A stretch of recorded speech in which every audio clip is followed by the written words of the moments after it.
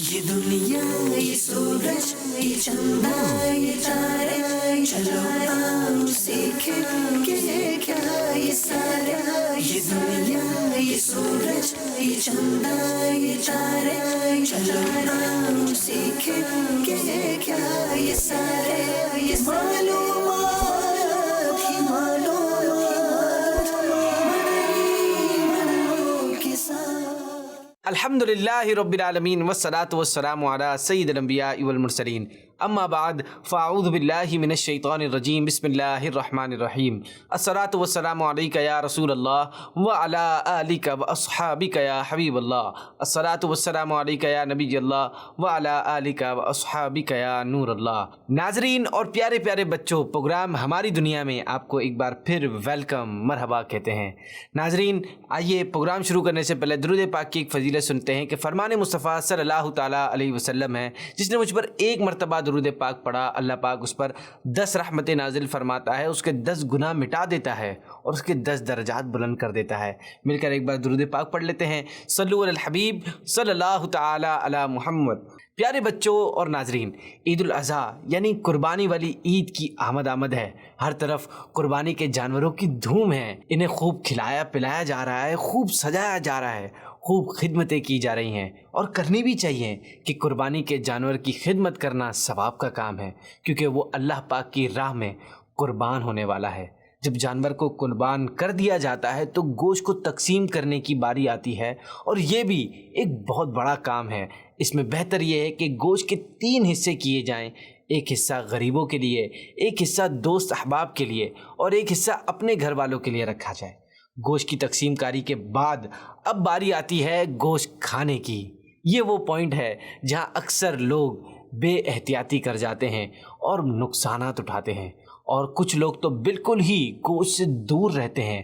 ناظرین اور پیارے پیارے بچوں، یہ دونوں ہی طریقے غلط ہیں. نہ ہی ہمیں گوشت بالکل چھوڑ دینا چاہیے اور نہ ہی بہت زیادہ بے احتیاطی سے کھانا چاہیے، بلکہ درمیان کا راستہ اختیار کرنا چاہیے اور نارملی کھانا چاہیے، یعنی بیلنس رکھنا چاہیے. ناظرین، ہر جانور کے گوشت کے جہاں الگ الگ بہت سے فائدے ہیں، وہیں ان کے نقصانات بھی ہیں. آئیے ہم اس بارے میں جاننے کے لیے پیکج کی طرف چلتے ہیں اور دیکھتے ہیں کہ آج پیکج میں گوشت کے بارے میں ہمیں کیا کیا معلومات دی گئی ہیں. اللہ پاک کی بے شمار نعمتوں میں سے ایک نعمت گوشت یعنی میٹ بھی ہے. اس نعمت کو ہم مختلف حلال جانوروں کے ذریعے حاصل کر سکتے ہیں. اللہ پاک نے قرآن پاک میں حلال جانوروں کے متعلق ارشاد فرمایا، تمہارے لیے چوپاہے جانور حلال کر دیے گئے، یعنی جن کا حرام ہونا شریعت نے بیان کیا ہے، ان کے سوا تمام چوپاہے تمہارے لیے حلال ہیں. انسانی جسم کے لیے گوشت ایک مکمل قوت بخش غذا کی حیثیت رکھتا ہے. اس میں موجود پروٹین اور دوسرے اجزاء سے ہمارے جسم کو آئرن، وٹامن بی وغیرہ حاصل ہوتے ہیں. نیز وٹامن اے اور بی ہڈیوں، دانتوں، آنکھوں، دماغ اور جلد یعنی اسکن کے لیے بھی مفید ہے. مرغی اور مچھلی کے گوشت کو وائٹ میٹ، جبکہ چوپایوں یعنی 4 پاؤں والے جانوروں کے گوشت کو ریڈ میٹ یعنی سرخ گوشت کہا جاتا ہے. بکری کا گوشت غذائیت سے بھرپور اور عمدہ خون پیدا کرنے والا ہے. گرم مزاج والے افراد کے لیے اور بخار کے ساتھ ساتھ مختلف امراض کے لیے بھی بکری کا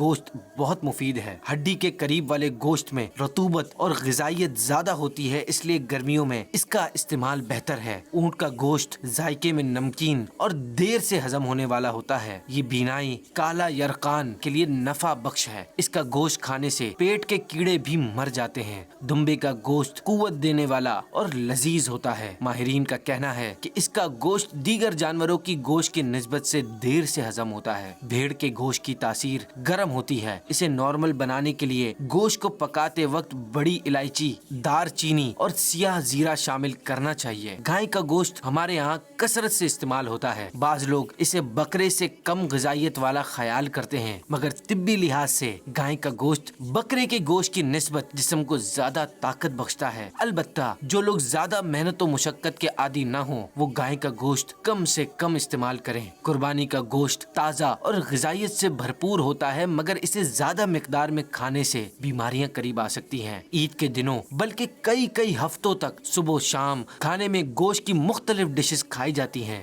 جس کی وجہ سے نظام ہاضمہ یعنی ڈائجسٹو سسٹم میں مسائل، اسٹمک میں سویلنگ اور دیگر بیماریاں ہو جاتی ہیں۔ اپنی صحت کا خیال کرتے ہوئے ہر ایک کو چاہیے کہ وقفے سے گوشت کا استعمال کرے۔ مثلاً ایک وقت میں گوشت کھایا تو دوسرے وقت میں سبزی یا کوئی اور ہلکی غذا کھائے تاکہ گوشت آسانی سے ہضم ہو سکے۔ سرخ گوشت کے بارے میں دو اہم باتیں یہ ہیں: ریڈ میٹ کا زیادہ استعمال کینسر، دل کے امراض، شوگر، میدا اور جگر یعنی لیور کی بیماریوں کا باعث بن سکتا ہے، اور دوسرا یہ کہ روزانہ گوشت کا استعمال کرنے سے ڈائبٹیز اور دل کی بیماریوں کے امکانات بڑھ جاتے ہیں۔ ان بیماریوں میں مبتلا افراد کو چاہیے کہ ریڈ میٹ کے استعمال سے بچیں۔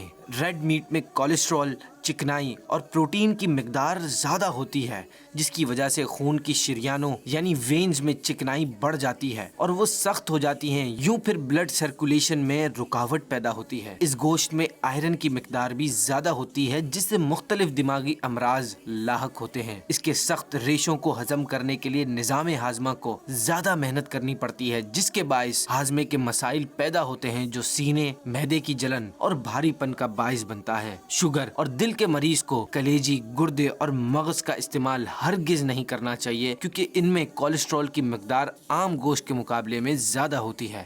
گوشت کے شائقین کے لیے ماہرین کا کہنا ہے کہ جو غذائیت گوشت کھانے سے ملتی ہے وہ مچھلی، انڈے اور خشک میوہ جات کھانے سے بھی حاصل ہو سکتی ہے۔ جو افراد گوشت کے زیادہ شوقین ہیں وہ گوشت کے علاوہ ان چیزوں کا بھی استعمال کرتے رہا کریں، کیونکہ کثرت سے گوشت کھانا مختلف بیماریوں کو دعوت دینے کے برابر ہے، کیونکہ آج کل غذاؤں کی طرح جانوروں کو صحت مند دکھانے اور ان کو جلدی بڑا کرنے کے لیے مختلف دوائیاں اور انجیکشن استعمال کیے جاتے ہیں۔ یوں یہ دوائیاں جانوروں کے گوشت میں شامل ہو کر کسی نہ کسی وے میں ہماری غذا کا حصہ بھی بنتی ہیں، جو مختلف امراض کا سبب بن سکتی ہے۔